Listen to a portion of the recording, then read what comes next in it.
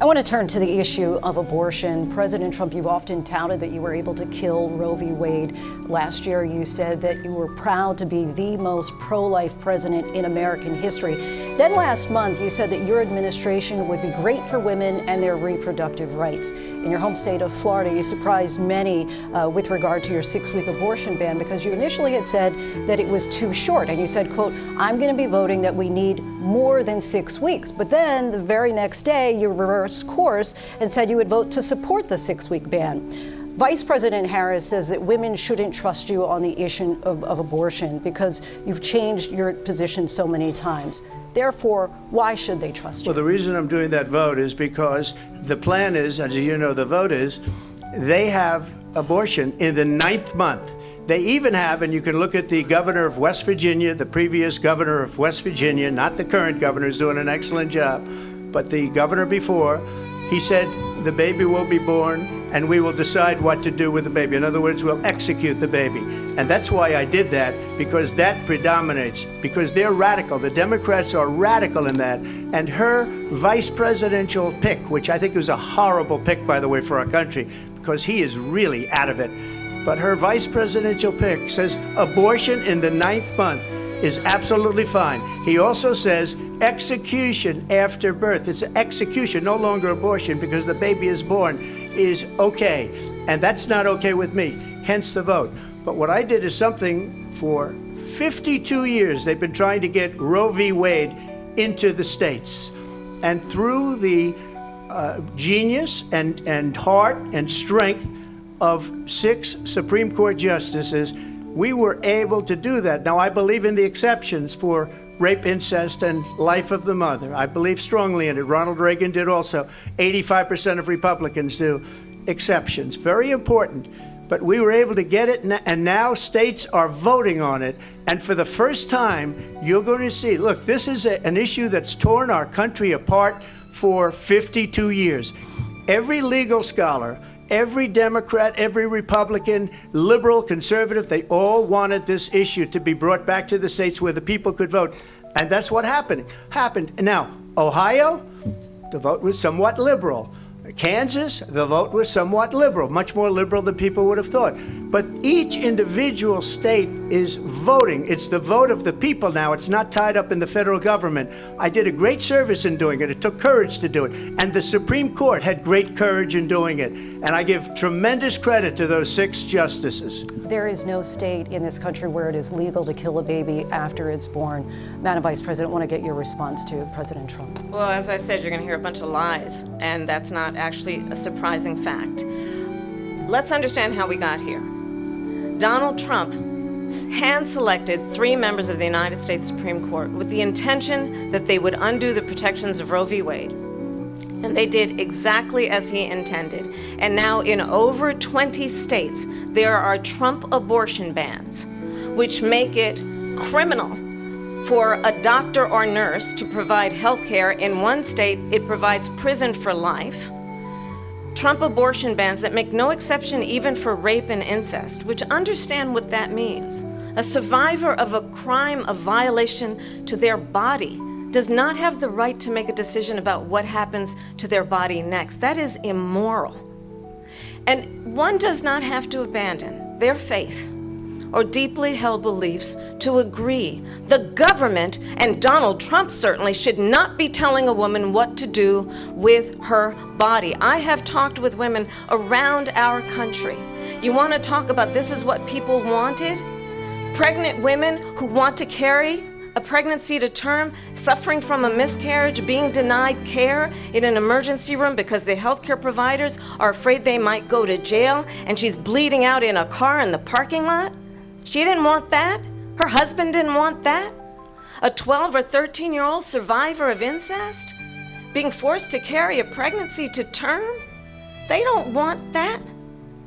And I pledge to you, when Congress passes a bill to put back in place the protections of Roe v. Wade, as President of the United States, I will proudly sign it into law. But understand, if Donald Trump were to be reelected, he will sign a national abortion ban. Understand, in his Project 2025, there would be a national abortion, a monitor that would be monitoring your pregnancies, your miscarriages. I think the American people believe that certain freedoms, in particular the freedom to make decisions about one's own body, should not be made by the government. Thank you, Vice President Harris. Well, there she goes again. It's a lie. I'm not signing a ban, and there's no reason to sign a ban because we've gotten what everybody wanted. Democrats, Republicans, and everybody else, and every legal scholar wanted it to be brought back into the states, and the states are voting. And it may take a little time, but for 52 years, this issue has torn our country apart, and they've wanted it back in the states. And I did something that nobody thought was possible. The states are now voting. What she says is an absolute lie. And as far as the abortion ban, no, I'm not in favor of abortion ban, but it doesn't matter because this issue has now been taken over by the states. Would you veto a national abortion ban if it came to Well, I your won't desk? have to because, again, two things. Number one, she said she'll go back to Congress. She'll never get the vote. It's impossible for her to get the vote, especially now with the 50-50 and essentially 50-50 in both Senate and the House. She's not going to get the vote. She can't get the vote. She won't even come close to it. So it's just talk. You know what it reminds me of? When they said they're going to get student loans terminated, and it ended up being a total catastrophe. Vice President Harris, I want to give you your time to respond, but I do want to ask, would you support any restrictions on a woman's right to an abortion? I absolutely support reinstating the protections of Roe v. Wade, and as you rightly mentioned, nowhere in America is a woman carrying a pregnancy to term and asking for an abortion. That is not happening. It's insulting to the women of America. And understand what has been happening under Donald Trump's abortion bans. Couples who pray and dream of having a family are being denied IVF treatments. What is happening in our country? Working people, working women who are working 1 or 2 jobs, who can barely afford childcare as it is, have to travel to another state to get on a plane sitting next to strangers to go and get the health care she needs. Barely can afford to do it, and what you are putting her through is unconscionable. And the people of America have not, the majority of Americans believe in a woman's right to make decisions about her own body, and that is why in every state where this issue has been on the ballot, in red and blue states both, the people of America have voted for freedom. Vice President Harris, Excuse me, I thank have to you. respond. Another lie. It's another lie. I have been a leader on IVF, which is fertilization. The IVF, I have been a leader. In fact, when they got a very negative decision on IVF from the Alabama courts, I saw the people of Alabama and the legislature 2 days later voted it in. I've been a leader on it. They know that, and everybody else knows it. I have been a leader on fertilization, IVF. And the other thing, you should ask, will she allow abortion in the 8th month, 9th month, 7th month? Okay, would you do that? YouTube. Why don't you ask her that question? Why don't you answer That's the problem. question? Would you because veto? under Roe v. Answer Wade, the question. you Would you veto? could do abortions in the 7th month, the 8th month, the 9th month, true. and probably after birth. Just look at the former governor of Virginia. The governor of Virginia said we put the baby aside and then we determine what we want to do with the baby. President Trump, thank you. Hello there, YouTube. You heard the intro. We started from where? The debate. What was debated in there and what they tried to fact check Donald Trump and debunk him, you will find that everything that Donald Trump said is fact and happens exactly as he said it without getting one thing wrong. Everything he said, it was on par. That is what happens. So Kamala is a liar, as Trump said. I mean, the issue of abortion is so evil that many people don't know what it takes, what is involved. Many people don't know. They don't understand what abortion is. They have been lied to that it's just a bunch of cells. Even the 21 weeks that they do abortions, there have been children that have, or rather babies that have survived at 21 weeks. Do you see that? So we're going to look at many videos. This is a video of most of these were doctors, and then we have abortion survivors, like one of the ladies in the middle, her twin was aborted and she survived the abortion. So we're gonna look at all these videos and just listen how these things happen. Most of you don't know what it takes. And you will see also what amazes me is preachers. Preachers that support abortion, that it's okay. They go with what they have heard. More like, some people believe that life begins when a child is born. Okay, is that what God said? We can go into plenty of scriptures, but we won't do that because this video is gonna be long. Only for those who want to learn, they will endure to the end. Probably I'll try maybe just do a screenshot of all the scriptures that you can have time to go through, like these right here. Go through all those scriptures, because right now we may not have time to go through all of them. So now you see, we have preachers that say, oh, abortion is okay, and we have preachers that say it's not okay. Let's just get one scripture.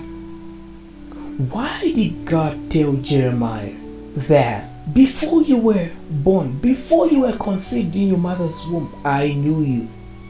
When you were in your mother's womb, I appointed you.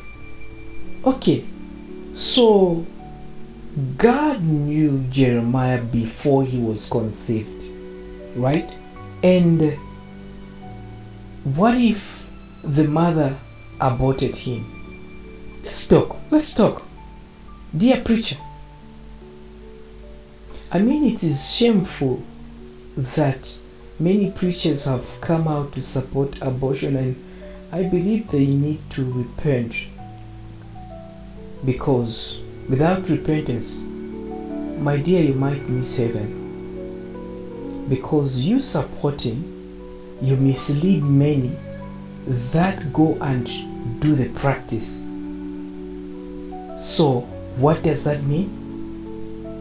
The Lord cannot get you into heaven after leading many to hell because of murder and sacrifice of babies to Moloch. Because that's what it is. It's just sacrifice. So I will not cut into these videos because like I said, it's long. So I'm just going to put clip by clip so that you understand everything. So without further ado, let's jump in. I never did an abortion for an indicated reason. It was all basically convenience. I did 1,200 abortions, first and second trimester. 1 was for rape, 2 were for incest, about 9 or 10 were for genetic defects like trisomy 21, and all the rest of them were healthy moms and healthy kids.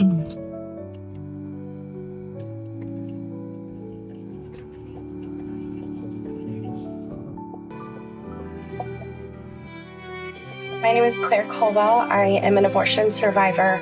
I accidentally survived the abortion procedure that successfully aborted my twin.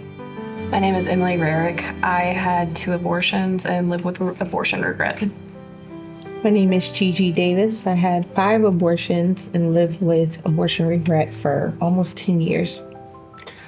I'm Dr. Anthony Levatino. I'm a former abortionist who performed over 1,200 first and second trimester abortions early in my career, and I stopped doing abortions in 1984 and got involved in the pro-life movement. My name is Dr. Kathy Altman. I'm also an OBGYN, and I used to do abortions until after the birth of my baby, when I realized I could no longer kill babies just because they weren't wanted. I'm Dr. Haywood Robinson. I'm a retired family physician and former abortionist, saved by the Lord Jesus Christ, who's now a pro-life warrior, and thankful to be so. I'm Jill Stanek. I'm a former labor and delivery nurse who held an abortion survivor and compelled me to become a pro-life activist right away.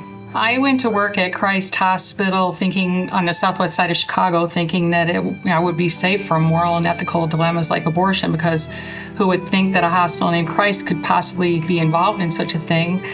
But I came to work one night in my capacity as labor and delivery nurse and heard and report 2 terrible blows. One was finding out that the hospital was involved in late-term abortions, and the second was finding out that there was a second trimester baby with Down syndrome being aborted that night. The method of abortion that the hospital used was called induced labor abortion, and that is just inducing labor, expecting the baby to die during the birth process or soon after. I was pro-life and I didn't have to involve myself, but one night a nursing coworker was taking another little baby who'd been aborted because he had Down syndrome to the soiled utility room to die, which is where they went. And when she told me what she was doing, I couldn't bear the thought of this little child dying alone, and so I cradled and rocked him for the 45 minutes that he lived. He was 21 and a half weeks old, about 8 ounces, and needless to say, that was a life-changing event, and just the trajectory was that I immediately became involved in the pro-life movement as an activist.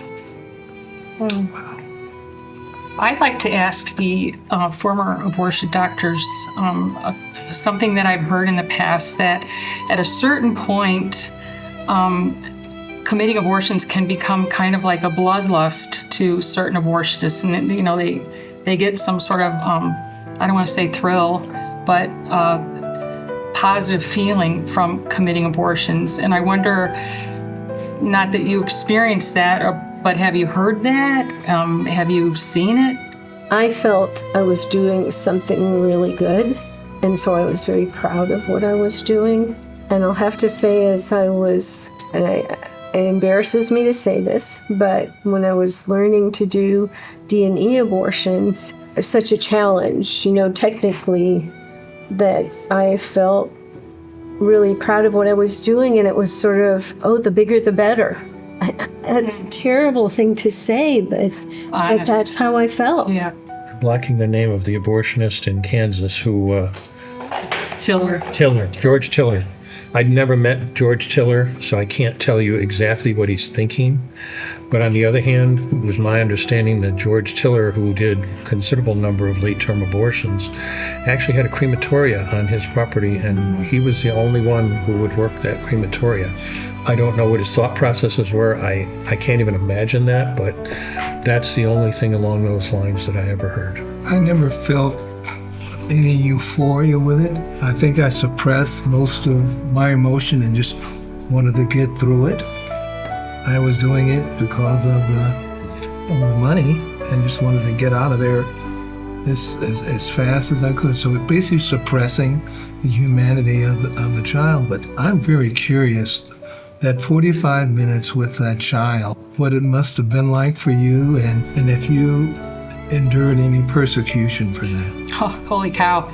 Well, it was a surreal experience. If you're working in the hospital and you're kind of surrounded by blood and placenta, it's kind of natural, normal. But holding that baby, I was just like, what is going on in this world?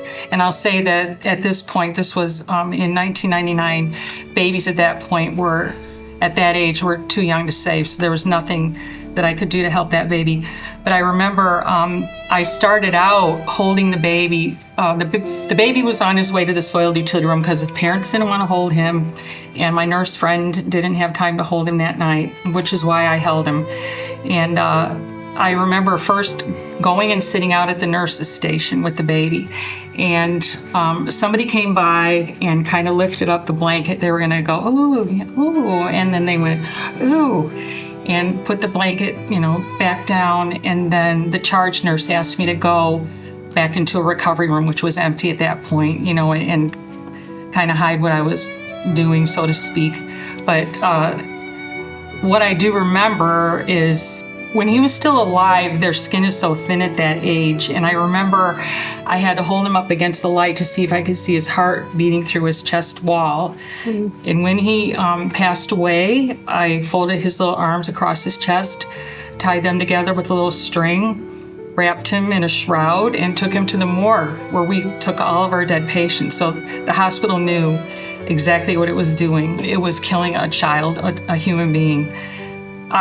I stayed at the hospital because I thought that even though I didn't know what was going on there, the Lord knew, and He put me there for a reason. And so for the next 2 years before I quit, I worked midnights. I just got sick sometimes going to work, and was on final warning the whole 2 years that I was there. And I just kept praying to God that I wouldn't be fired for a professional lapse.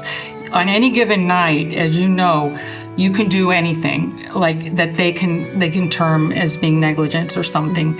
And I just prayed that if I was going to get fired, I was going to get fired for taking that stand, which is eventually what happened. I got fired for speaking out at the hospital. Mm. But there are hundreds or thousands of martyrs in the world every day, Christian martyrs that experience so much. And so, whatever happened to me was inconsequential as far as my feelings went. Okay. What's amazing to me is that,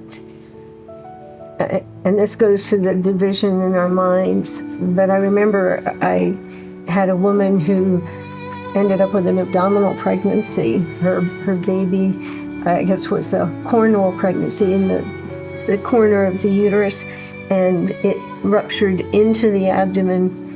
And this baby was 16 weeks and alive. And when I opened her abdomen, because you can't just leave it, then she was bleeding. And I opened the abdomen and I saw this perfect little sac and this perfect 16-week-old baby. And the mother very much wanted that pregnancy. And all I could do was deliver the baby. And we had done the C-section under epidural. And so I delivered the baby, and then all I could do was just give this baby to her to hold until the baby died.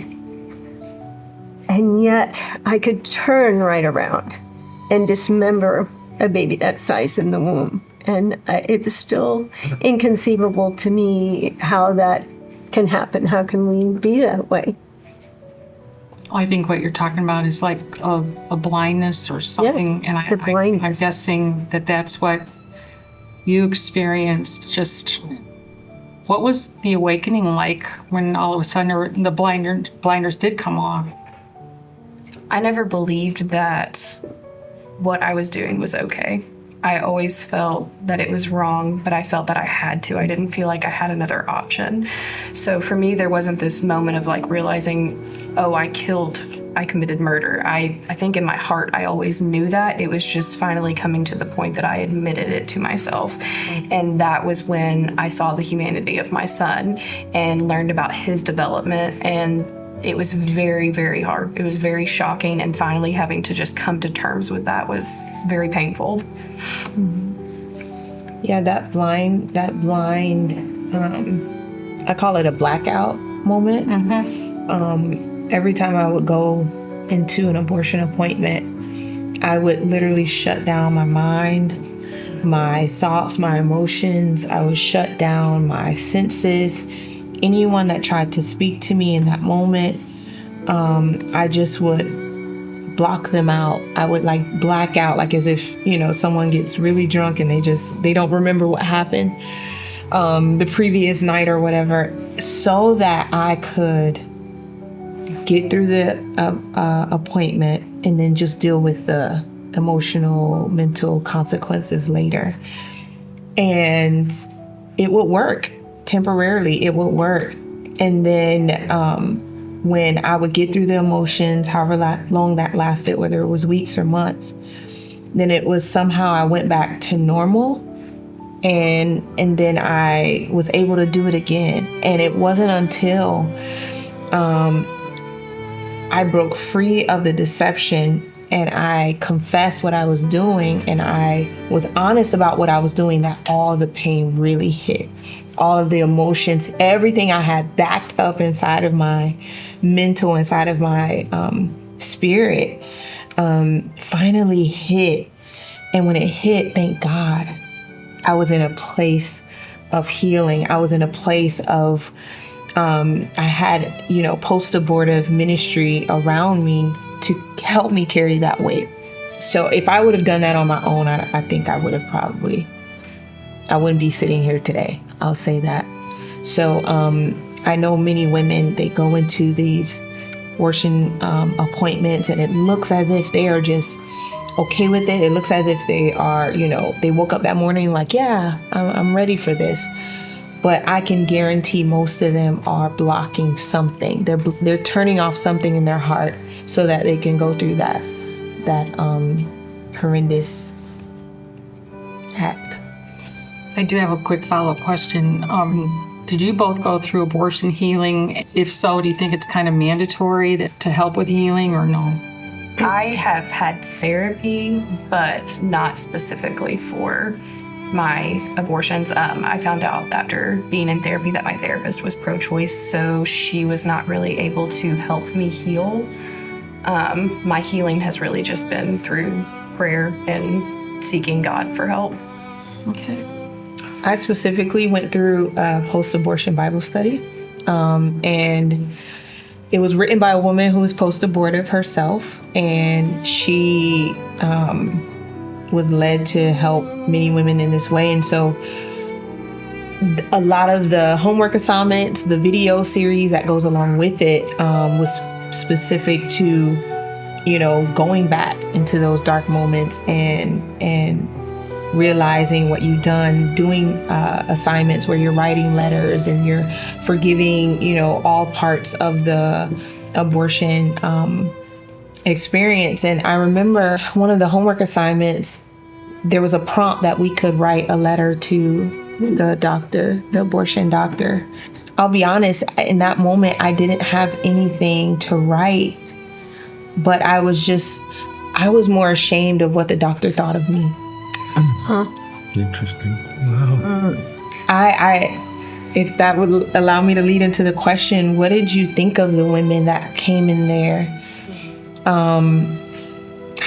What were they? Were they all, a certain type? Were they?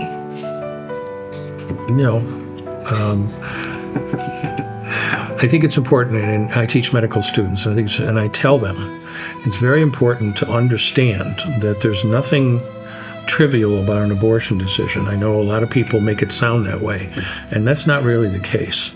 Every single woman has her story, and every single woman is worried about one or a lot of different things. I'm worried about my future. I'm worried about my education. I'm worried about my finances. I'm worried about what my parents will think of me. And as an abortionist, I was the good guy. I was going to help you with that problem. And it's interesting how you talked about going in for abortion. You shut down XYZ to be able to get through it. Understand, doctor does pretty much the same thing. Wow. I'm doing a service. I'm not stupid. I can see the arms and legs in the suction machine. Or if you're doing a D&E abortion like I used to do, I'm literally tearing out arms and legs this long. And you have to shut yourself down to be able to do that. So what do we think of you? not a whole lot. I'm there to help your problem. But in the end, in a very real way, we were both going through the same thing. And I pretty much felt like Tony. I felt like I was helping. I was where I was moonlighting. I was in Gainesville, so they were mostly college students. And I just felt that I was helping them. And so I certainly didn't have any negative feelings about them. I thought they were probably making the best decision for them. And I was there to help them. But again, I did. I saw the arms and legs, but I didn't connect. I did not see them as human beings. And so I didn't think I was shutting down or anything. I just was so blind, until I had my own baby and I made that baby fetus connection somehow, and God finally got through to me. I thought I was helping. What did I think about you? Well, first, let's talk about the baby. We don't think about the baby. We talked about how we dehumanize the baby. So the baby's dehumanized. I just met you when I walked into that procedure room, the lie that this is a decision between the patient and the doctor. No, it's not, because you don't meet the patient till you walk in the room, and you don't even want to give them eye contact. So your baby ain't human, and you ain't human either, and I ain't human, so we got a bunch of inhumans killing a baby here, all right? And as soon as, if I were to make true eye contact with you and doctor-patient relationship, what's going to happen is a possibility of a cascade of events that might stop this abortion, and I won't get my check. Okay? So the reality is, we got a job to do here. It's not a baby, it's just a procedure. We're going to get through this. As soon as I stand up from this stool and we get you out of your lithotomy position, I'm out of the room into the next room to do exactly the same thing to another human being, to another woman, to another baby. But there's something that the elephant in the room that we really haven't talked about, and that's the man. Where is the man? There's not one pregnancy. Yeah, there's not one pregnancy that didn't start with a man, except for one time. But where is the man that's supposed to be the protector, the provider, who could have been there for you, that could have been there for you, that says, no, we have a baby, human, we are going to make it through this. Even I think back to the own child of mine, the first child I had that I had killed. The baby was killed for my convenience. How come there's not something in a man that says, no, regardless of where I am, my education can still occur. This human being is going to be either brought up by us or adopted, and everybody can live. Everybody can survive. We don't have to get rid of a human being. But somehow we've been deceived in thinking that this is just a bump in the road that you can go through and everything is going to be okay. So we're not going to get through this until we bring men to accountability and men to manhood. Thank God you had the support structure, Claire, and if we would have only had that same support structure in manhood for you. But what's happened, particularly in the last several decades, true manhood and masculinity has been talked down upon, but a real man stands up for their children. Yeah. And yet there are cases where the man is trying to take responsibility, doesn't want his child aborted, and is told, you have no say. That was my case. My now husband, he was forced to stay outside and wait, and he didn't want me to abort. And I did so anyway, and I wish there was something in place where the man had such a say-so to where literally the woman would not be able to do that. And we need more men like your husband. And if we did, that would substantially decrease the number of abortions. Yes. Because most of them, unfortunately, aren't like your husband. Yeah.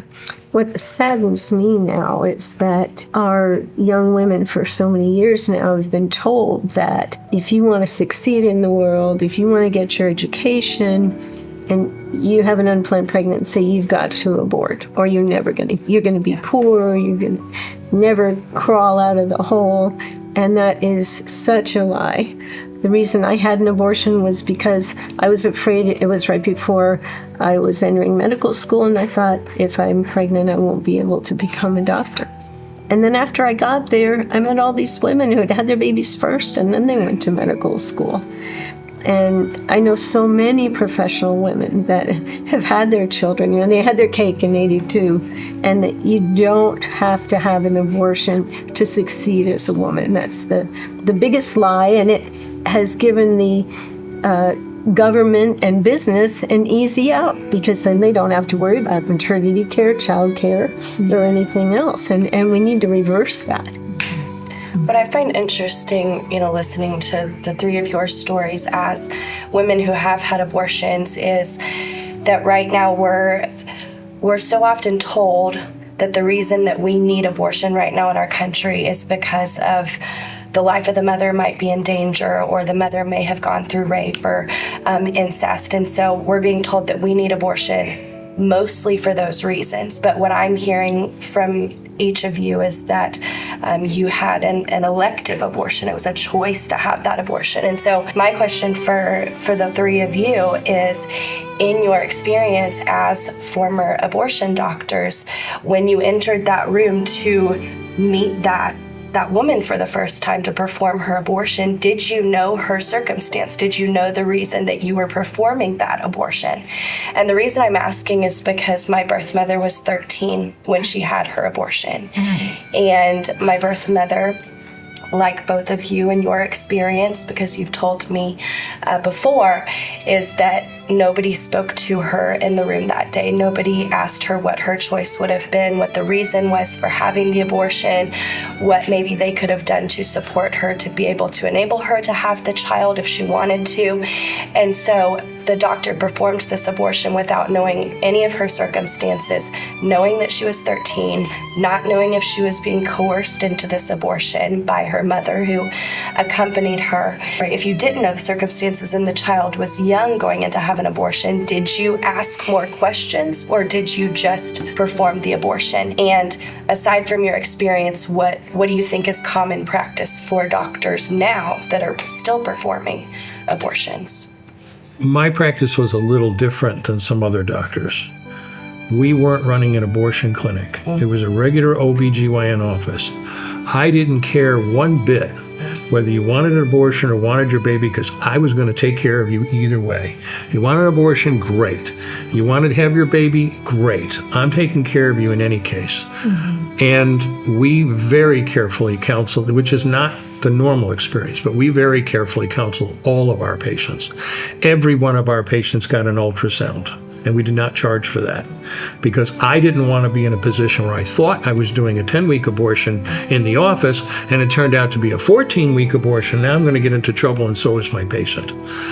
We knew the reason that every single woman was having an abortion, whatever that reason was. And I never walked into an abortion room having not met the patient ahead of time. We met every single patient ahead of time before the procedure to talk to them exactly that way. That's not necessarily the norm, but that was the way we did it. I think that's all I have to say about that. So my experience was completely different. I was moonlighting at a clinic in Gainesville, so they were all college students, and I never did an abortion for an indicated reason. There were no health defects. There were no, not even any fetal defects. It was all basically convenience, and at that time we had to have a reason for the abortion. So if they didn't have a good reason, I would say, well, is this going to stress you out emotionally or financially or socially? Because those were the parameters. And so I would come up with a reason, for them to have the abortion. Recently, I wrote a letter that got published in the Arizona Republic because Arizona is the next state to coming up with this abortion anytime for any reason constitutional initiative on the ballot in November. And I wanted to make sure that people understood what it meant legally. Yeah. When the procedure at the paper is to print a little bit about the writer, and they included your email address. So I got, a little bit, not a lot, of hate mail from people. But I got one letter and one email from a woman that was very pro-choice, but respectful and, challenging in terms of answering her questions. And we went back and forth a little bit on email. It was interesting because she made the statement that, well, I don't think that Roe v. Wade willy-nilly allows abortion at any time during pregnancy or any reason. Ma'am, that's wrong. And I won't get into it here, but that is flat out wrong. It's not what the language is. It does allow that. More importantly, she made a statement. She made a statement that, and she talked about rape and she talked about incest. And she made a statement that said, I think that the majority of abortions are being done for these kind of reasons, and they're very rarely done on healthy moms with healthy babies. And I wrote back to her, thanked her for her comments, and we went back and forth for a little bit on email. And I told her, and I said, I know you're not going to believe it, but this is the absolute truth. I did 1,200 abortions, first and second trimester. 1 was for rape, 2 were for incest, about 9 or 10 were for genetic defects like trisomy 21, and all the rest of them were healthy moms and healthy kids. People believe what they want to believe, and they don't want to believe that, but that is the truth.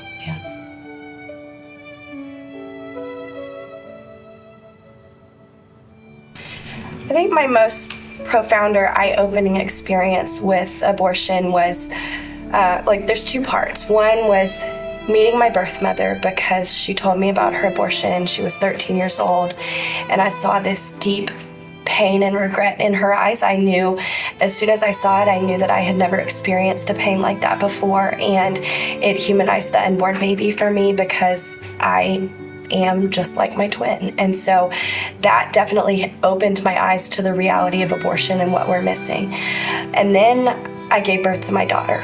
And I think so often we think about 2 groups when we think about abortion, the unborn baby and the woman, but we don't think about the generations that we're missing when it comes to abortion. And the day I had my daughter and I held her for the first time in my arms, I realized the miracle of her life.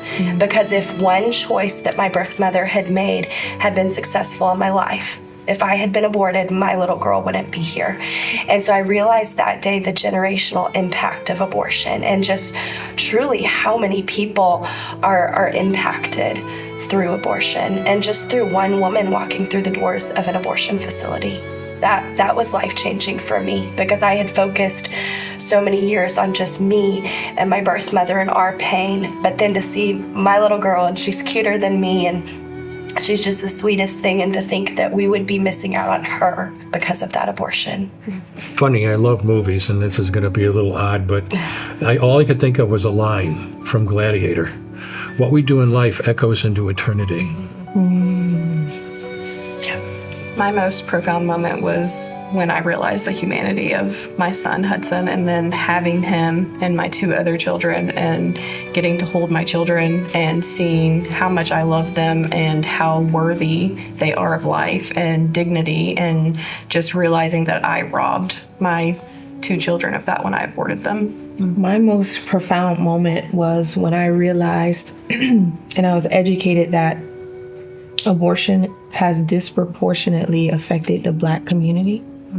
For sure. And that I was a part of that number now. I was a part of that statistic. I had no idea that abortion was at one point targeted directly towards Black women and children and the fathers.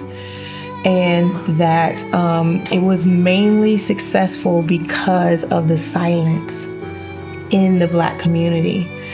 And a part of that was when I found out that my mom canceled an abortion appointment with me. My mom and dad were scheduled to have an abortion appointment, and at the very last minute, my dad changed his mind and told my mom she would have to go through with the pregnancy. And so, like you mentioned earlier, doctor, my dad stepped in, and because of his fatherly protection, I'm here today. And so how that comes together is, if my parents would have told me that story before I ever got to Planned Parenthood, I probably would have never aborted my children. So that, for me, was really full circle. Wow. When my wife and I married, we had an infertility problem, and after a tremendous amount of effort, we were able to adopt a little girl that we named Heather. And my wife after all this infertility, she got pregnant the very next month. So we had kids 10 months apart. 2 months short of Heather's 6th birthday, she was killed in an auto accident. And anyone who has children may think they have some idea of what that might feel like. But if you haven't been through it yourself, you have no idea. I talked earlier about turning off to do the abortion. And I don't remember how long it was after her death, but I showed up at OR number 9 at the hospital where I was working to do a second trimester D&E abortion. Wasn't thinking of it as anything special. This was routine. And I had other things on my mind. And I reached in with that sulfur clamp and I ripped out an arm or a leg that was this big, and I got sick. But once you start an abortion, you can't stop. You have to take inventory. You have to make sure that you get 2 arms, 2 legs, and all the pieces. Because if you don't, your patient will come back infected, bleeding, or dead. So I finished that abortion, and I looked. After years and years and all those abortions, for the first time in my career, I looked. I mean, I really looked at that pile of body parts on the side of the table. And I didn't see, and all my defenses fell apart. I didn't see her wonderful right to choose, and I didn't see what a great doctor I was helping her with her problem, and I didn't even see the $800 I just made in cash in 15 minutes. All I could see was somebody's son or daughter. That was the change. We talk about, it's human, and I've said earlier today, I didn't care. But once I saw that child, that mess that I had made, as someone's son or daughter, that changed everything. I sort of had 2 big moments. One was after the birth of my daughter. I had done abortions the whole time I was pregnant with her, but something changed after her delivery, and when I went back to the clinic, I realized I could no longer kill babies just because they weren't wanted. But I really didn't have a profound change because I still believed in abortion until someone gave me an article to read that compared abortion to the Holocaust. My dad was with the group that liberated the first concentration camp in Germany. So I grew up with all those pictures and stories and just could never understand how the German doctors could do what they did until I read that article, and I realized that just as I didn't see my victims as human beings, they didn't consider their victims as human beings. And suddenly everything became clear, and I realized that I was a mass murderer, and that was deeply disturbing. And I am just thankful that God was there to catch me and help me to heal and brought me to where I am today. Well, I have a couple of revelations and a vision. We had my late wife and I had a honeymoon baby. We were married on Saturday and conceived on Wednesday. Took you that long? Hey, I was fed each day. But Maureen always said she didn't want to have children. But I knew she would change her mind. But it's a very interesting thing. Children who were in the womb and not wanted actually can sense it. And with my post-abortion recovery work, many abortion or non-aborted kids know there's missing members in that family, and they just know. I've also experienced something just a few months ago as I've been humanizing my first child that I had killed, and I named him Daniel Stevlin. And I had this dream, I think it's about 3 or 4 months ago now, where there are no facial images. All I could hear in the dream was me saying, Daniel, I'm so sorry. I'm weeping. I'm so sorry. I'm so sorry. I'm so sorry. And then there's a few seconds, and he says, it's okay, Daddy. It's okay. And his voice just faded away as if he was going to go play. I would say about a 6 or 7-year-old sounding voice. And it was just, oh wow, it was overwhelming. I woke up just weeping. But how I knew I had somewhat of a closure that there's this child that I'll get a chance to meet. Who knows what age that child will be, in heaven, or what age I will be. But that child knows I'm forgiven, and even though he never had a chance to have a moment on earth, that personally said, it's okay, Daddy, it's okay. Aw. I have to say, as I was going through my healing process, part of it was going and getting prayer. And at one point, the woman who was praying with me said, do you want to see your child? And I said, yes. And I saw this little boy running through a field. And he turned his head and looked over his shoulder at me and said, I forgive you, Mommy. And that was just amazing. So it just reminded me of him looking over his, it's okay. Well, as for me, of course, you wouldn't be surprised that, my most profound experience was holding that little guy. What I found is, that after I got fired from Christ, I started speaking at pro-life events.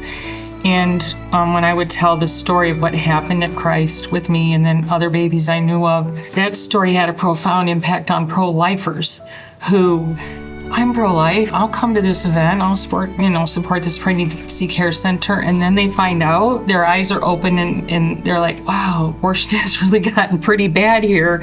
Now we're talking about 4th trimester abortion, so to speak. And so this little guy, who I will meet someday, has had a profound impact beyond me. And hitchhiking on that, Claire, speaking of profound, I wonder, like when pro-choice people hear your story, does it have an impact on them?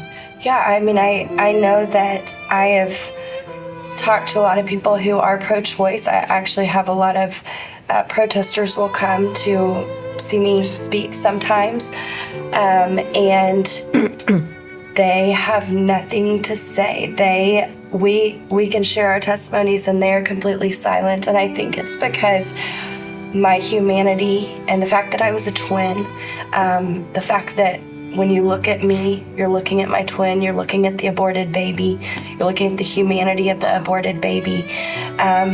They just can't deny it. I mean, all of our stories are so unique here. People cannot deny our stories. They cannot say that our stories, our experiences were not real. And so I do think that I've had that unique perspective. I know that all of you probably do not have that response from pro-choicers, but I think that I do have that unique perspective of people are able to recognize the humanity of the unborn child, and the simple fact that they don't want to makes them turn away or totally silences them. And I think a lot of times they shut down too, because they don't want to hear it. Yeah. And I've had some instances where I've shared my story with somebody and they become angry because it exposes something in their belief system of, oh my gosh, this is morally convicting to what I've been preaching or screaming about or shouting my abortion about for so long. And it does ignite something in them. And I think that that's why God gave me my testimony, and that's why I'm here. Remember, when you're giving a presentation, when people come and scream at you, the ones that scream the loudest are the ones that hurt the most. Yeah. I've recognized that over the years. And I always have somebody in the audience who comes up to me and says, "Oh my gosh, Claire, I had an abortion 20 years ago and I have not spoke about it," or "I took my girlfriend to have an abortion," or "I took my daughter to have an abortion," or "I was silent when my friend came to me and said, I'm considering having an abortion." And it's able to start a healing process in them as they hear my testimony, but also my forgiveness for my birth mother is something that I never leave out of my story. And I'm so thankful that you've forgiven us, sort of as representatives of those that were the perpetrators. I have a question. Did you name the baby? Was it a boy, girl, or? I didn't. I don't know why I didn't, but I just never did. No. Was it a boy? It was a boy. It was a little boy. Yeah. Oh.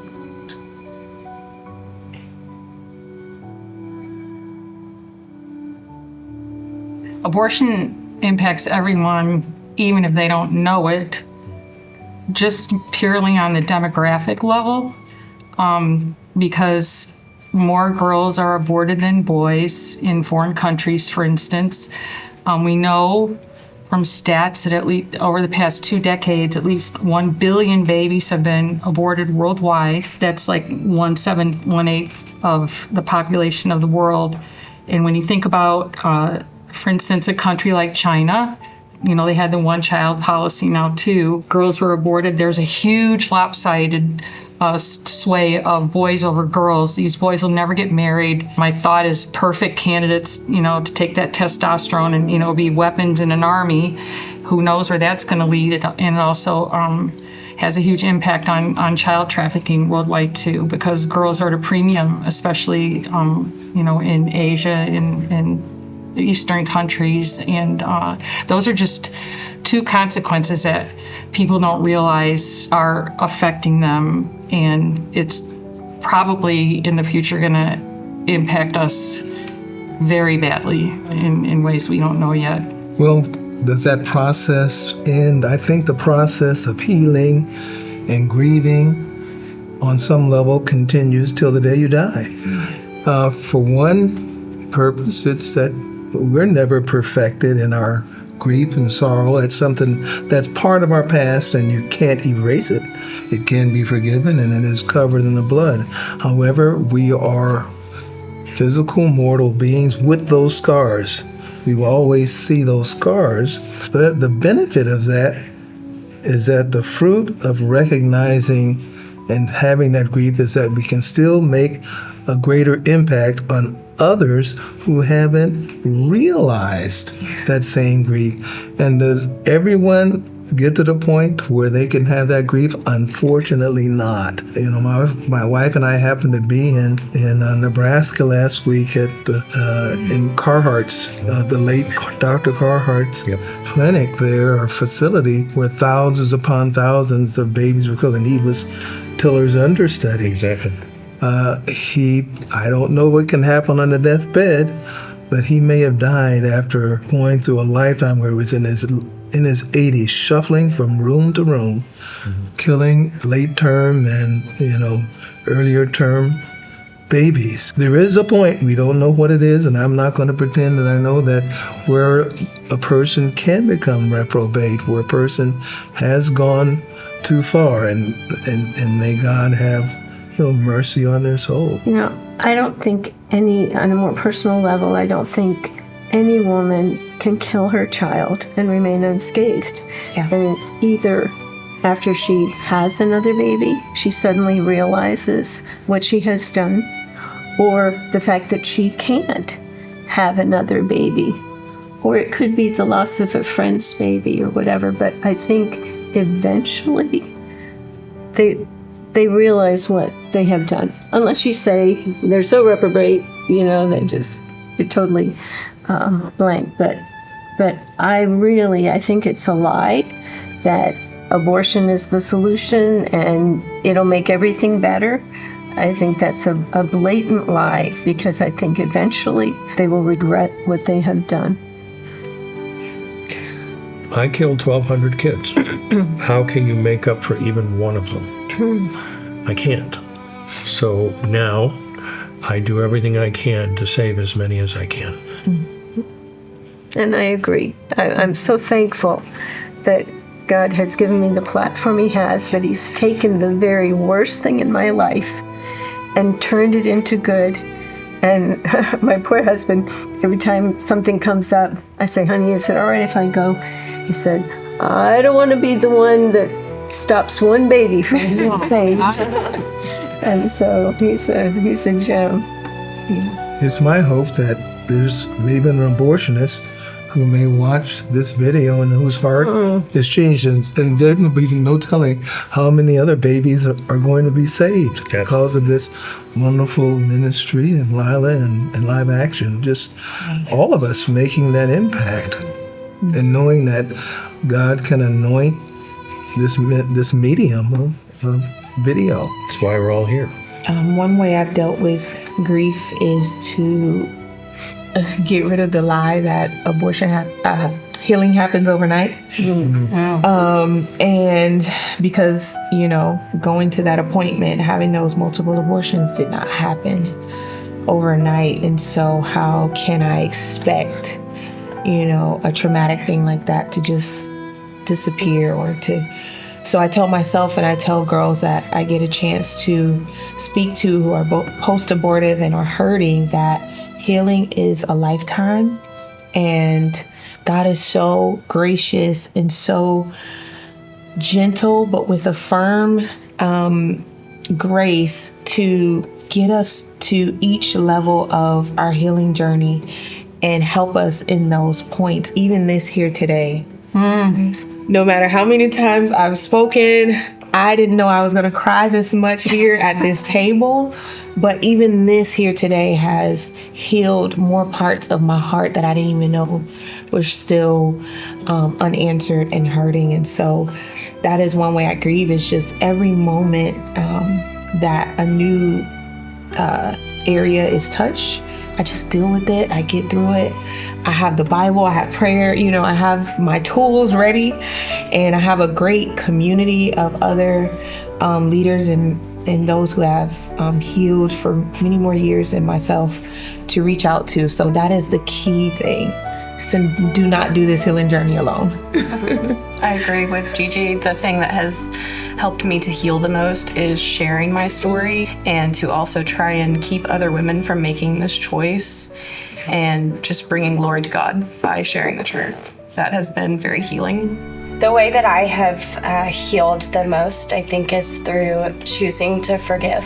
And it's a choice that every day I have to wake up and make, because my circumstances don't change. I will always wake up every single day as an abortion survivor.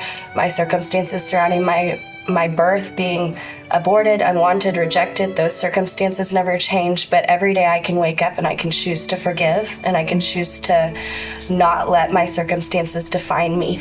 And I think that God gave me the perfect family, the perfect parents for me, because it was modeled to me in my home. My parents forgave us in so many ways. We knew about the forgiveness that was available through Jesus and what He did for us on the cross. And our parents were very intentional with us and laying this foundation of who we were. And so we knew all our lives that we were wanted, chosen, and loved by our parents, and we were forgiven by them and by God. And so I think that my healing journey, yes, has been through meeting other people and through sharing my testimony, but ultimately in every day waking up and choosing to forgive, because I've been deeply impacted by abortion. It has taken so much from me. It's been incredibly painful, but it's not who I am at the end of the day. It's just something that happened to me and a testimony that God gave me and He can use for good. I just think that we're all testimonies of prayer. And so I just want to encourage all of us to pray for abortion workers, abortion doctors, post-abortive women, men and women that are considering abortion, because obviously God is moving, he's working, and when we see them and when we're like upset at their ignorance, their deception, their blindness, we all must remember that the God of this world has blinded these people and they need prayer, they need salvation and deliverance and healing. So this is just so encouraging that, yeah, it's not over. There's still work to be done. And they are where we were once. Yes. Exactly. Yes. Yeah. We're in it to win it one day at a time. Jesus leaves with the 99 to come after the one.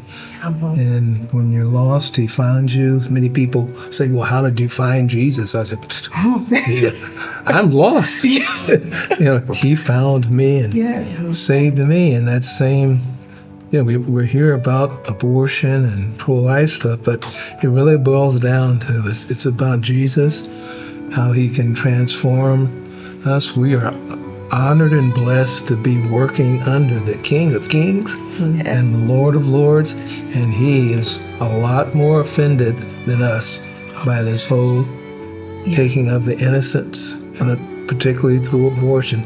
But this is the taking of innocent life is not new, and it's been going on this planet for millennia. It's just that right now abortion is the key method that the enemy is using to take the volume of human life on a global Holocaust magnitude. I have a question before we all go. Could we all share like one testimony you have seen or heard from you speaking or sharing since being in the pro-life movement? I have one that is the most compelling thing that I have heard. And it was a radiologist who sat in on a pregnancy reduction. And if you don't know what that means, it means that a woman has 2 or more babies in her womb, and the doctor says, well, it's going to put your risk at life and the baby's, lives at risk if you have triplets or if you have twins. And so they go in under ultrasound and they'll inject one baby with potassium chloride or whatever to kill the one baby so that the other babies have a better chance. And I guess this woman had triplets, and the OB guy said, "Do you want to watch?" And she said, "Sure." And so here's this mother watching and father watching, and this radiologist watching this OB trying to stick a needle into this one baby. And every time he does, the baby reacts and backs away. And the baby kept doing that. And finally, the woman is in tears. And so they turn the screen around. Finally, after he couldn't get that one baby, he started trying to stick another baby. And the radiologist at that point couldn't stand it anymore and left. And I just think that sometimes some of the evil is encased in language that we don't really comprehend. So it doesn't sound so bad to have a pregnancy reduction. You don't really know what that means. And yet to hear him talk about it was just devastating. The other side understands very well that to control language is to control thinking. Mm-hmm. Yeah. Well, I have an odd one. Early on, I was asked to go on the Bill O'Reilly show, and if you know who he is, he's outspoken. I didn't know who he was then. I didn't have cable, fortunately, and so I'm in Chicago. He's in New York. I'm looking at a camera, and I tell my story, and like at points, I'm answering the interview questions like I'm supposed to, and then I stop, and then nothing was happening. And I thought that after I left the interview, I thought that was a bad interview. I'm no good at this, that I don't know when I should be speaking up more and taking up more of the air in the room. And then I saw the interview, and when there was silence, it was Bill O'Reilly reacting like he couldn't talk. He was just sitting there shaking his head. That interview went on to be replayed as one of his 5 highlights of the year that December. Oh, wow. And it was because I shut up, basically. Mm-hmm. And, which is to say, sometimes it's okay to to just sit there and tell your story and not necessarily look for any words to come back at you, but like let it sink into people and have an impact on them quietly. Well, I had the opportunity. I think most of us here at the table know Abby Johnson and her experience. Well, I happened to meet Abby Johnson the day after she walked out of the Planned Parenthood facility. She walked out of there and right down the street to the 40 Days for Life office at the time, 1 block away. And the day after she walked out, Sean Carney, the CEO of 40 Days for Life, brought her over to my office and my late wife's office, and we sat down there with this 1-day newborn Abby Johnson. Wow. And in a way, I was able to see face to face what it's like for someone that's literally a newborn into the pro-life movement. She'd seen something, an abortion-guided or ultrasound-guided abortion, and God gave her, opened her eyes, the scales dropped off. Yes. But to watch the fear that the enemy was putting in her, that she wasn't going to be able to take care of her family, what she was going to do, but it just so happens God has a way of having his people around. So Noreen and I were able to be there with her and say, Abby, this is going to be okay. You're going to make it. Your family's going to do okay. And now we see this woman out there who is impacting thousands of other abortion workers globally. Yes. Because the Lord set her free and she trusted God. And I think after she left Planned Parenthood, she must have 3 or 4 more kids after she did that. She had 7 more? Yes. She only had 1 at a time? Yeah. Oh my goodness. Well, shows you how God is truly about pro-life, isn't it? Well, through social media, I've been able to see women go through the post-abortion program that I've gone through. I've had the opportunity to lead them through and watch them get, healed, and then also see babies' lives saved just by talking to their mothers when they were in crisis pregnancy situations, pointing them to pregnancy centers and seeing them choose life for their babies, and now getting to see them grow up on Instagram, Facebook, whatever platform. I get to see their pictures. And so that is just, could never replace, what I've gone through and the babies I took their lives. But just seeing life for life, is rewarding. For me, it has been really rewarding I've had several women, post-abortive women, come to me and tell me that I helped to give them the courage to share their story, and I have not always felt courageous in sharing, so that has been really great. So neat. Yeah, I definitely have women who've come up to me and men who've come up to me who have had abortion experiences and have said, oh my gosh, if you could forgive your birth mother, I wonder if my child could forgive me. And that's been really neat to be able to walk through or open that door for people to dive into the healing process and be able to name their child and to be able to forgive themselves and to allow God to forgive them. And so that's been really neat, because that's something that I prayed for my birth mother that she would find for so many years. But I'll never forget, I started to share my story. I was kind of thrown into sharing my testimony really soon after Abby left her job, because I met my birth mother around that time, and I hadn't healed. I hadn't even really met anybody else who had been affected by abortion, but I was thrown into sharing my story. And I'll never forget finding out the resources that were available to women through pregnancy resource centers and adoption agencies and all these things that you don't hear about, because everybody says, oh, we only care about the baby, we don't do anything for the woman.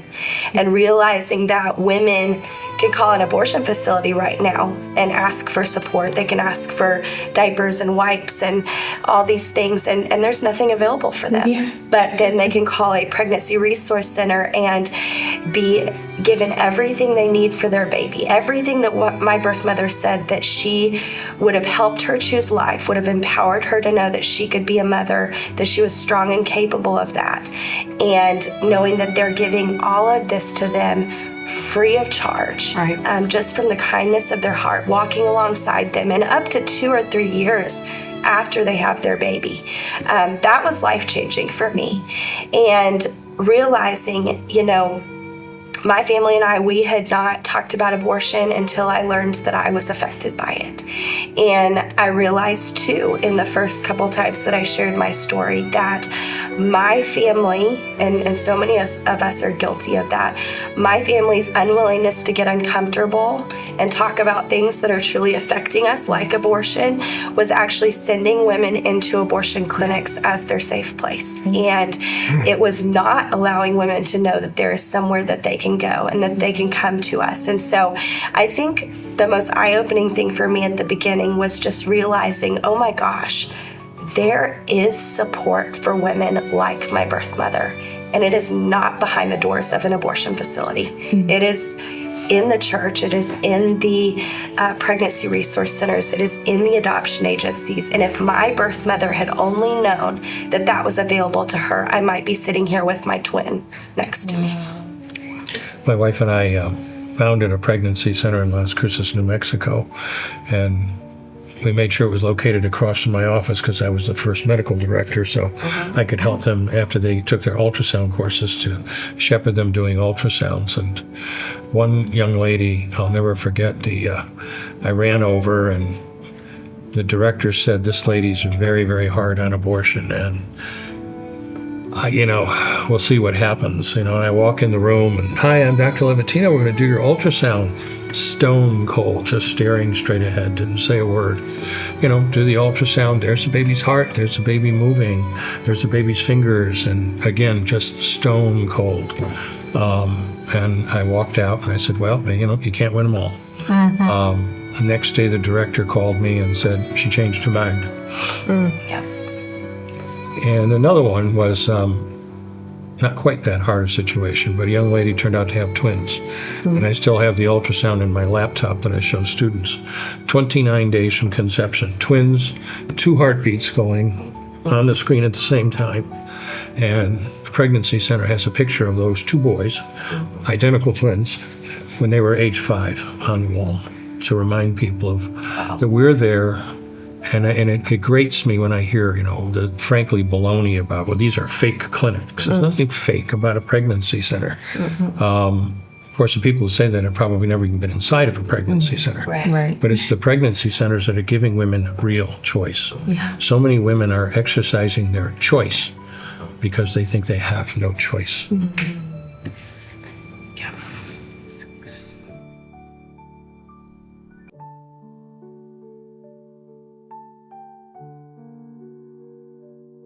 I knew of a baby who was aborted at 28 weeks who weighed over 2 pounds. Did that baby survive the abortion attempt? A little while, yeah. And they left that baby to die Yeah. at 28 weeks old? They never assessed the babies after they were born.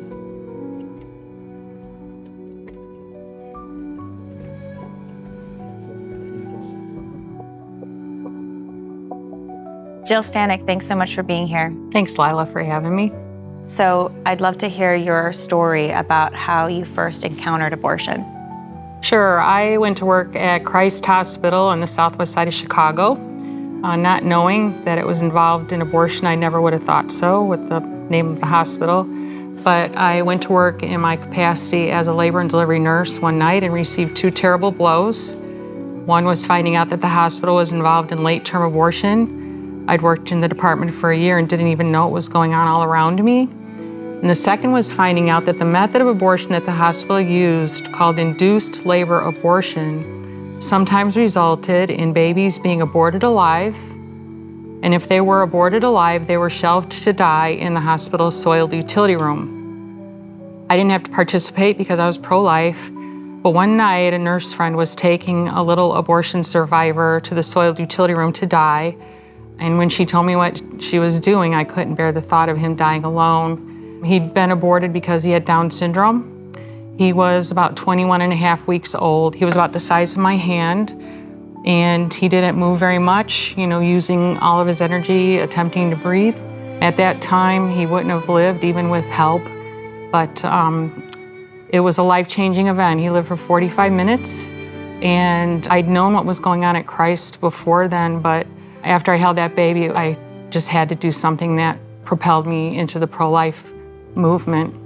How did you first find out that Christ Hospital was committing abortions? By accident. It was in report. They said that they were committing a mid-trimester labor induction. That was, their code for a late-term abortion, and that was the first I ever knew that it was going on there. I wasn't told ever. When I applied to work at the hospital, when I went to the department, I was never told. I just stumbled on it. Do you know what justifications were used by a hospital for these late-term abortions, including of babies with disabilities? They had been doing these for 20 years with no policy whatsoever, but I knew that they were aborting babies with non-fatal handicaps like Down syndrome, cystic fibrosis, fatal handicaps like anencephaly, no brain. Selective reduction, in the event a mom was carrying twins or more, they would offer to reduce the pregnancy, and also for rape incest. And this was legal in the state, as it is in many states? Yes, it was determined. The Attorney General of Illinois was brought in and did an investigation and said Christ Hospital wasn't violating any law whatsoever. After I went public, a bill was introduced in the federal level called the Born Alive Infants Protection Act, which protected abortion survivors from just being shelved to die or killed outright. And that same bill was introduced in the state of Illinois. Was the first baby that you saw that was an abortion survivor that little boy with Down syndrome? Yes. And did you learn from other nurses or staff there about other children that had been left to die? Were there stories that were going around? Oh, yes. In fact, when I testified on the federal level, another nurse at the hospital testified with me. And she testified of finding a live aborted baby laying naked next to the sink in the soiled utility room once, one to find a live aborted baby laying naked on the scale. I heard stories from nurses who were in the room directly, for instance, of one mom didn't know that her baby could be aborted alive. She wasn't fully informed. And when her baby came out alive, she screamed because not only was he alive, but he didn't appear to have the physical defects that she'd been told he was going to have, which is why she aborted. So she screamed for someone to help her baby. The nurse ran to the neonatal unit, grabbed the neonatologist, and he came running back. He assessed the baby, and then he had to tell the mom, "There's nothing I can do for your son because he was born too soon." The mom was so traumatized, she had to be tranquilized. And it was left up to this little guy's grandma to rock him for the only half hour that she would ever spend with him. Just heard many stories such as that. I could go on. There have been babies that have survived and lived, born as young as 21 weeks, 5 days, or it might even be 4 days. They've set records. And many neonatal intensive care units won't care for children that young, but some will. Were all these children less than 21 weeks and 5 days? No, and as an aside, Christ Hospital was a level 3 mother-baby care institution, meaning all other hospitals in the area sent their very sick babies to Christ for care. So that was ironic. But no, I knew of a baby who was aborted at 28 weeks who weighed over 2 pounds. Did that baby survive the abortion attempt? A little while, yeah. And they left that baby to die at 28 weeks old? They never assessed the babies after they were born. The Born Alive Act said, any baby being born was to be treated just like a wanted baby. But this wasn't happening there. If your baby was wanted and you delivered at 23 weeks, there was a team of 4 specialists that were sent over from the unit to specifically care for that little baby only. But if that baby wasn't wanted, abortion survivor, it was just left up usually to the resident, because, attending physicians, I worked midnights, so physicians were gone. So it was usually left up to the residents and nurse to take care of these babies, but they weren't assessed. And some of these, as you're describing, as old as 28 weeks, so viable with care, they're left naked on a stainless steel operating table or naked on a shelf. How typically were these babies left to die in their last moments? Well, they all were. In one way or another, parents were offered the chance to hold these babies, and most times they didn't. And then it was just up to staff, and if staff didn't have time, then they were shelved in the soiled utility room. And eventually I went public, after I held that baby. But when you say shelved, what does that mean? What was done specifically to that baby when they were shelved? One nurse told me, she said, "Well, Jill, at least I put my babies in the warmer, when, I take them to the utility room. So optimum care would have been to provide comfort care, what they called, but that wasn't always the case, as my colleague testified. Meaning they were left cold, naked in some Sometimes, cases? yeah. Was there any sense of how long sometimes these little ones would survive, just left alone to die like that? My experience was between 1/4 and 1/3 survived for a time. For as short as a few minutes, one lived almost as long as an 8-hour shift. Alone, dying. Patricia Sandoval, thank you for being here. You have an incredible story as well. Can you share briefly your experience with abortion? The first time I was a victim of abortion was in the 6th grade. The sexual educators came to my school to talk to us about abortion, about safe sex, and it was all a lie. And I say that it was the day my innocence was robbed, my purity. They told us abortion was a woman's right. It was her body, it was her choice. So at the age of 12, when I left school that day, I was pretty much pro-choice and found myself with 3 unwanted pregnancies at the age of 19 in a 1.5-year span. And I really believed that being pregnant would destroy my dreams and the goals that I had. I was a straight A student. I had so many things to look forward to, and I thought with each pregnancy that my life would be over. And I was never told the truth about abortion, never was told about post-abortion syndrome. And after each abortion, I suffered severe post-abortion syndrome, and so did my partner. And these abortions, just to understand, you're having them at 19 years old.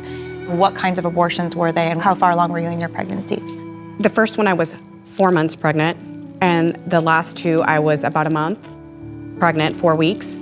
And what was that like, that first abortion that you had? The first abortion was difficult because I felt shame when I walked into that abortion clinic. There's something inside of you that says this is not okay, this is wrong, but then you justify it, right? Because you're so desperate. And I felt relief, but at the same time, I felt shame. But I thought that I walked out of that abortion clinic as a free woman, liberated, empowered, and truly after that is when my problems started. And I never connect all the symptoms I was suffering emotionally, mentally, and even physical damage in my womb. I never connected all those emotions and what I was suffering with the post-abortion syndrome. And still thinking abortion was good, I wanted to work for Planned Parenthood. So I applied at a job at a facility in California, Planned Parenthood facility, as a receptionist.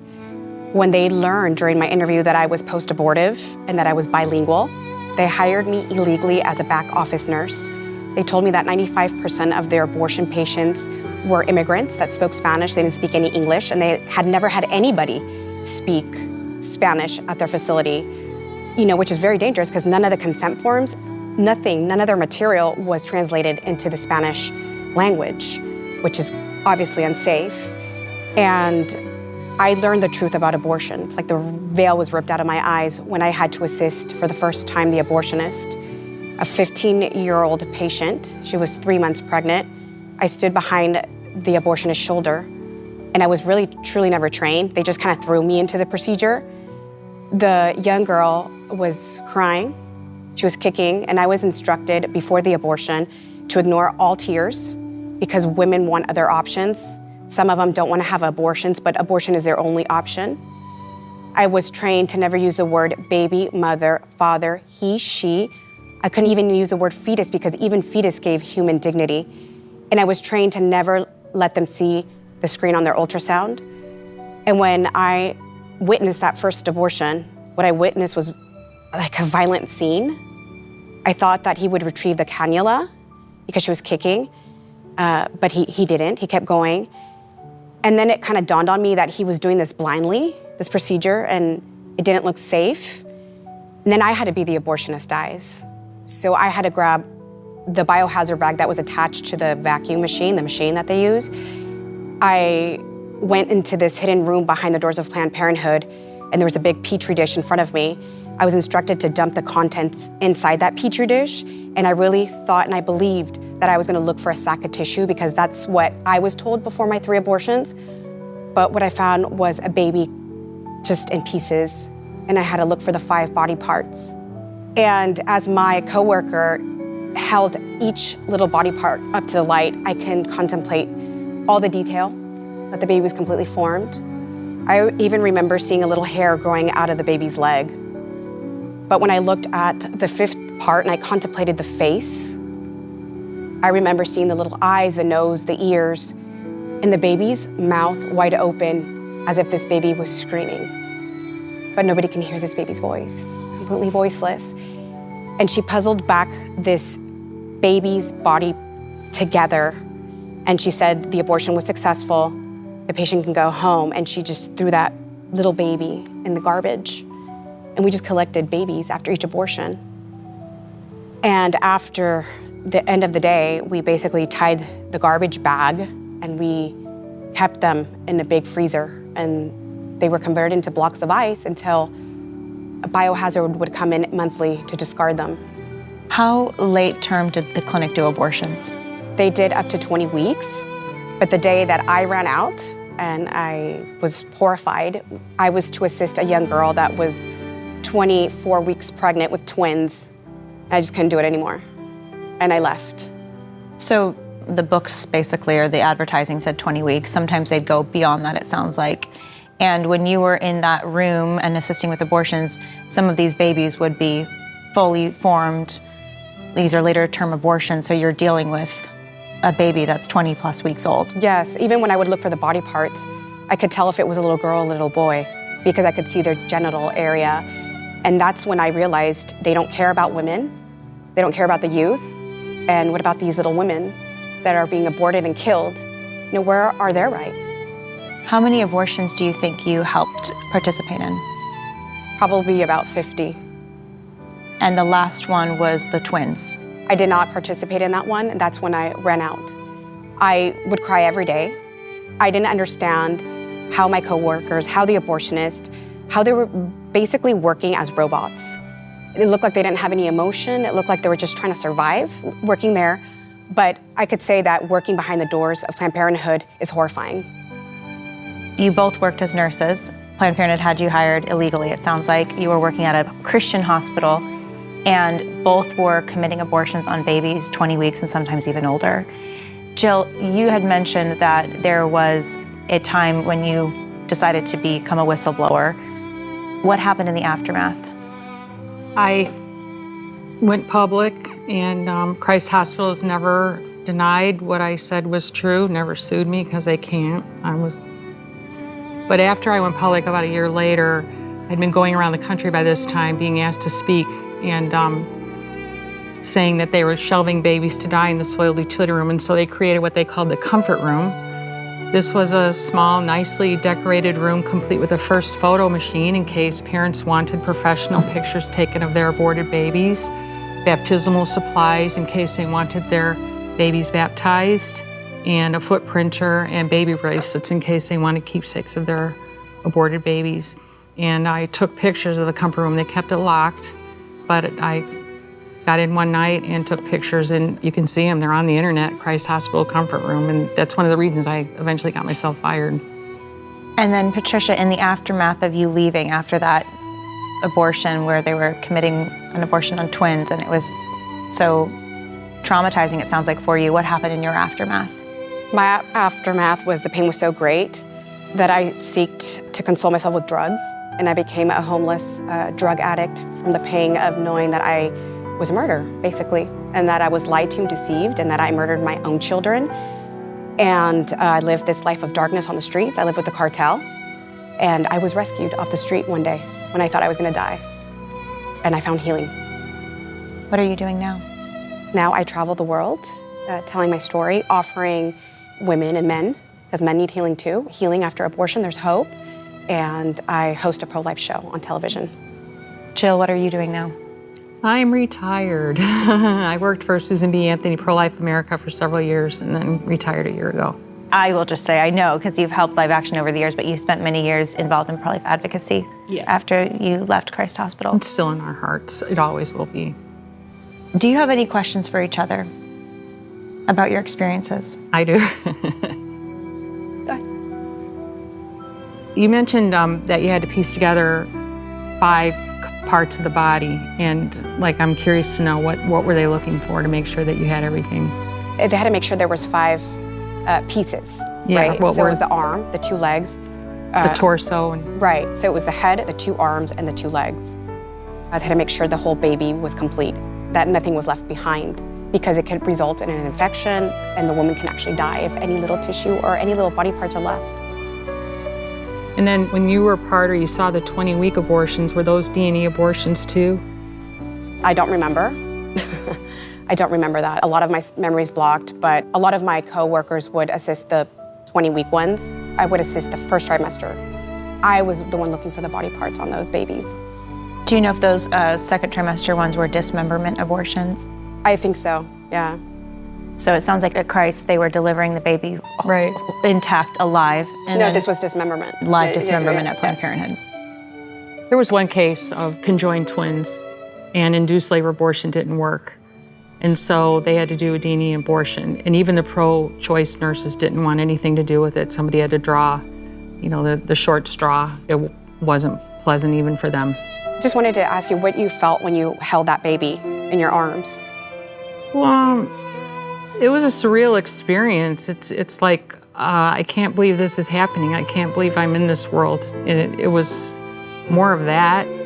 I just remember sitting at the nurse's station and holding him in a blanket, and another nurse came by and went, oh, and she picked up the blanket and went, oh, and put the blanket back, and then the charge nurse told me I should probably go sit in a private place. So I treated him like a human after he was gone, tied his arms together with a little string, wrapped him in a shroud, took him to the morgue, because they knew they were dealing with a human being. But the whole thing was just traumatic, and it's what really moved me forward, and still to this day, wanting to defend that little guy, his honor.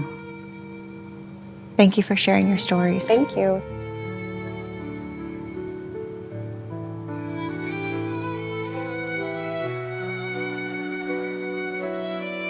I was in my early 20s, and I was married into a tumultuous situation. And it was very challenging, and it was trauma-based, and I had a 3-month-old baby boy. I thought, there is no way that I can bring an innocent child into this type of trauma, into this type of challenging life. And so, in my despair, in my darkness, I thought, I can make the baby free. I can provide freedom for the baby so that that does not have to happen to what's happening to my 3-month-old and what is happening to me. Abortion was legal, and I thought, this is the way, this is the answer. Sometimes people choose abortion because it's an inconvenience, or they're afraid, or financial reasons. There's just all kinds of things. But for me, I was confused with thinking that it was showing love to the baby. I got very confused and thought, I can't do this to another child. Well, and isn't it true that in many medical settings, that's the vision that's shared with a patient who's wondering about abortion, is that, terminating the pregnancy is a way to spare the child grief, perhaps you grief.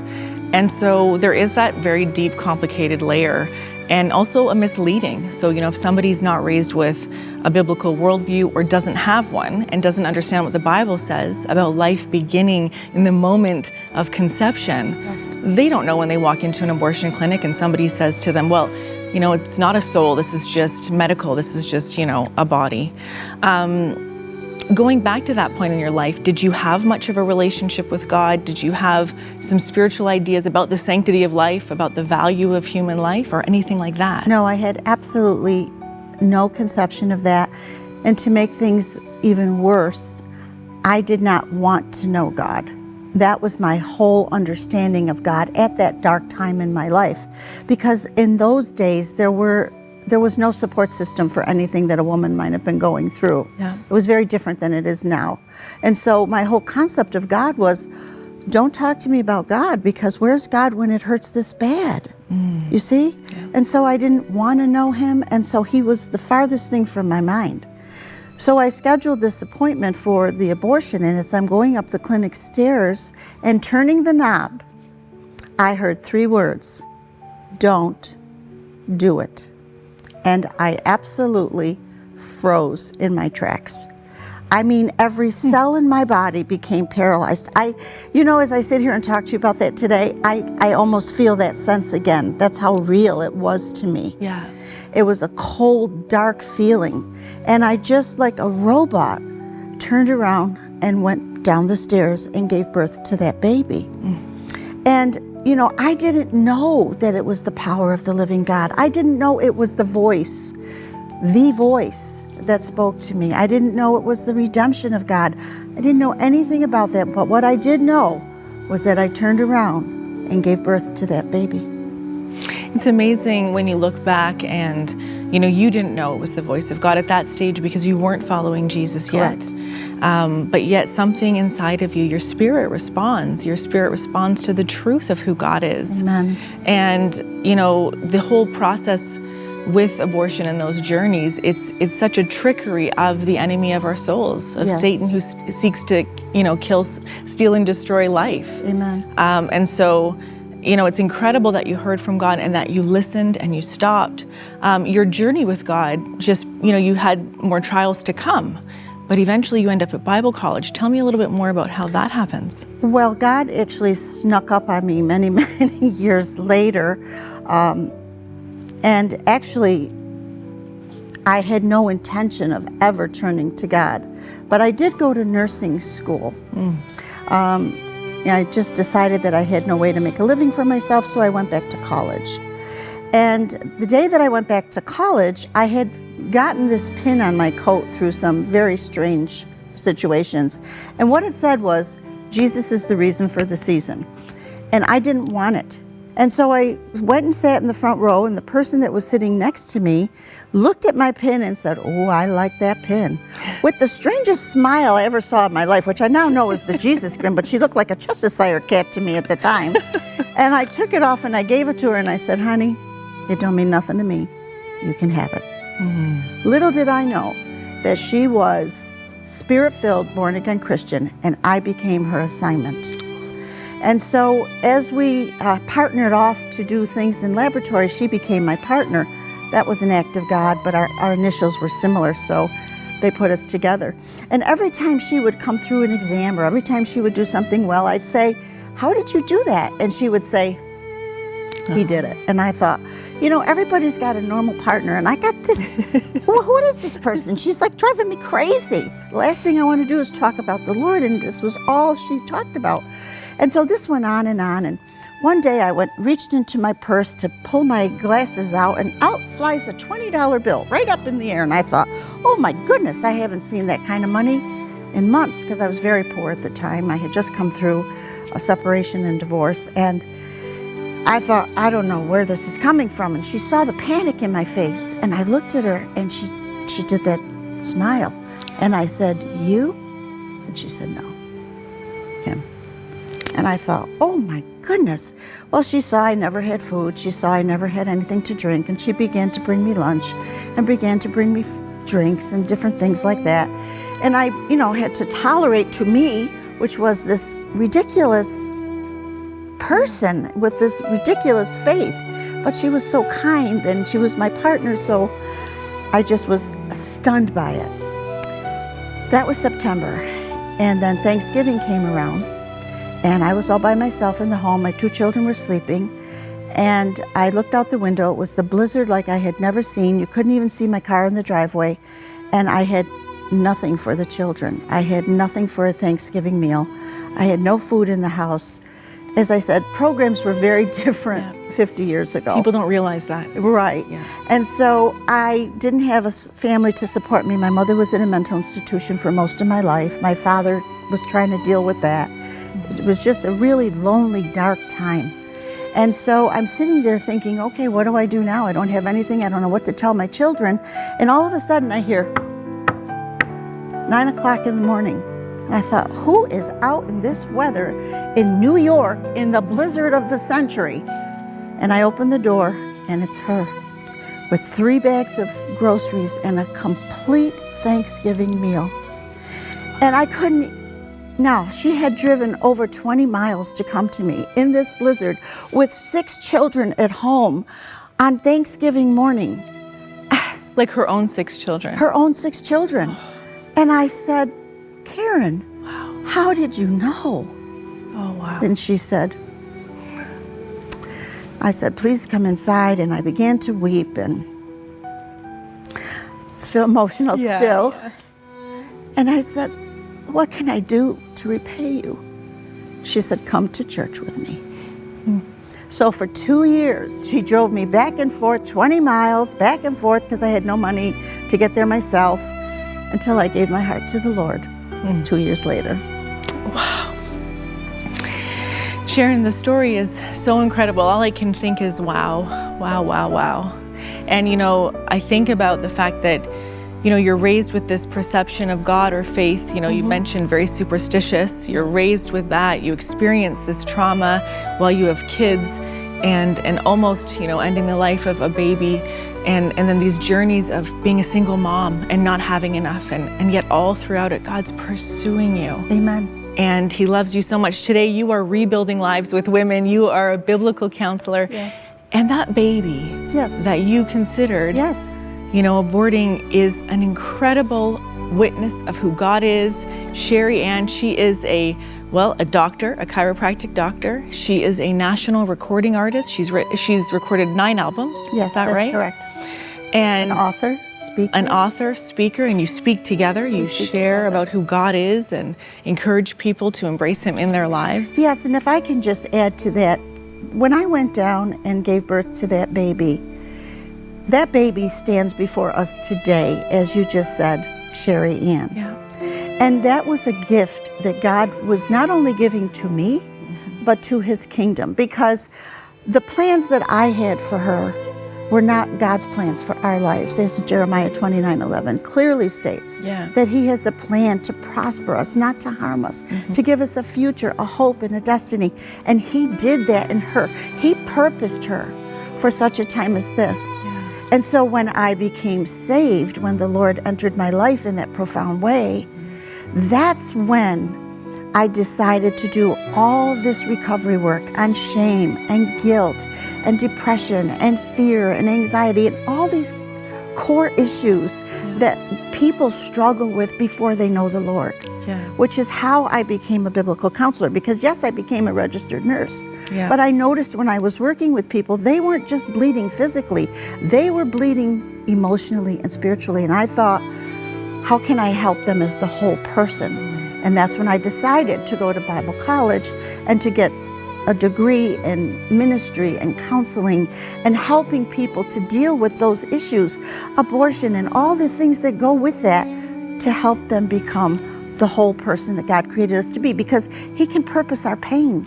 He can put a message like I have to our mess. He can do all of that because of Jeremiah 29:11.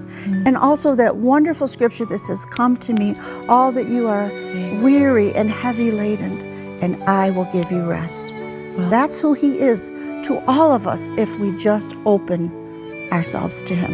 And now as you look at your beautiful daughter, Sherry Ann, what do you think about that decision you made all those years ago to protect her life? Yeah, it's really amazing to watch her do what God has purposed her to do. And many, many times it's very hard for me emotionally to look at that and say, I could have almost taken that gift from his kingdom.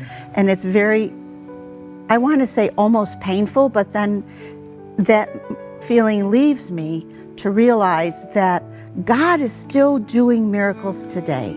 And he can purpose all of our imperfections to purpose the hearts of others. So I have to move from that feeling of, oh my goodness, what could I have done, to thank you, Lord, for being who you are and purposing all of our lives, as you said in Jeremiah 29:11.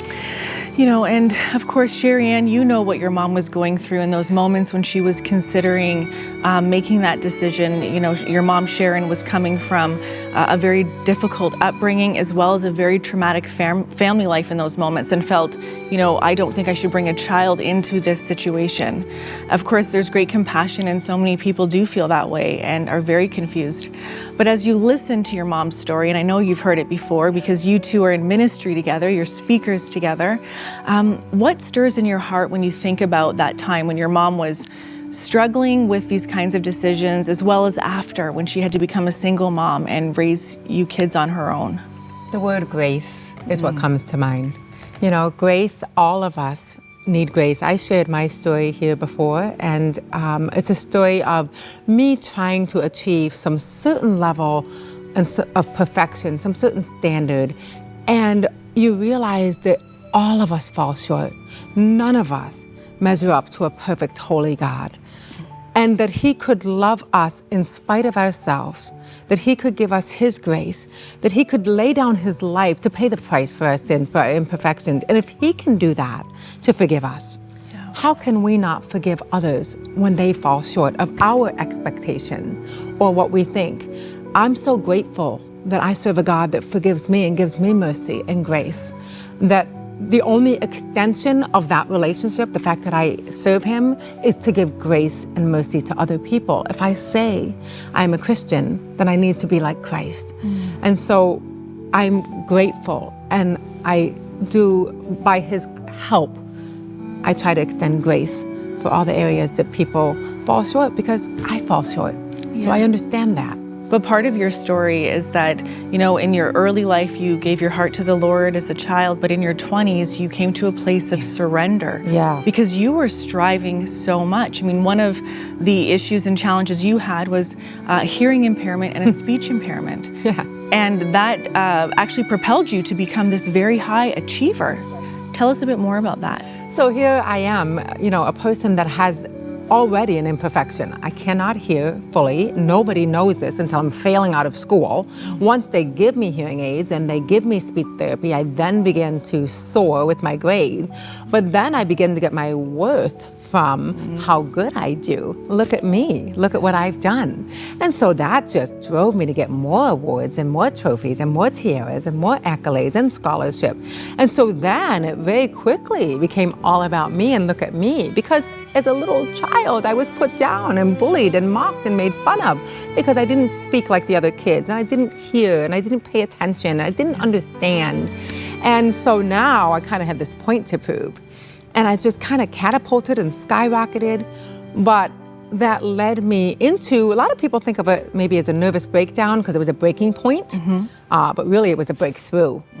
And it was to cross over to the other side, where I had realized that no matter what I did, no matter what I achieved, I still didn't feel like I ever got to that level of satisfaction, of perfection. I just needed one more. It was like a drug. I just needed one more of this and one more of that. And I just drove myself into this, what people say is a nervous breakdown, but I call it a perfection overdose. And in that critical moment, I thought, what is the point of all this? I've done all of this. I've done everything I'm supposed to do. I've dotted every I, I've crossed every T. I still have pain in my heart. I still don't feel whole or satisfied. I know about God, but in that moment, I was about to meet Him. Because I cried out and I said, if you're really there, God, then tell me why I should go on and why should I face another day? Because everything I've done, it just leads me to wanting more and more and more. And I realized in that moment, I said, if you're there, please let me hear from you. And in that moment, I heard this powerful phrase, I died for you so you could live for me. And it took that moment to realize that all this time I had been living for me, and look at me. And in that moment, I said, oh, God, I am so sorry. And I went from being flat on my face up to my knees. I said, I am so sorry that I have made this about me. Please, Lord, take my ability, take my disability, and use it all for you and your kingdom and your purpose. And it was in that moment that I realized it's not about what I've done and who I am. It's about what He's done and who He is and what He's done for me, which was to give His life to pay the price for me. Well, it's incredible. And, you know, when you look at all of the things you have accomplished, becoming a doctor in chiropractic, as well as, you know, 9 albums, and, you know, the Gaithers have sung with you, and, you know, they just think the world of you. So many incredible accomplishments, but yet you understand that it is about what Christ has done for us. It's nothing we do. And of course, in your 20s is when you came to this place of surrender to God. And just after that, your mom starts to have this experience, and she shared it in yesterday's program, but she met a woman who was a Christian friend who was really on fire for God, and after going to church, some incredible actual moments of beautiful friendship, but then going to church with her for 2 years, your mom gave her heart to the Lord. What's it been like for you to see your mom then go to Bible college, college, become a biblical counselor, and use all the things she experienced to help bring freedom to other people. You know, it is incredible to watch the transformation of any life that has changed. You know, my mom always shares the story of the caterpillar that, struggled to get out of that cocoon and then turned into this beautiful butterfly. And that's really what we have here. We have beauty from ashes. That's what we have here.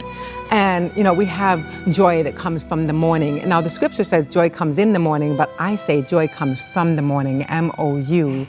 I love that. Out of the morning came this joy, and she has brought joy.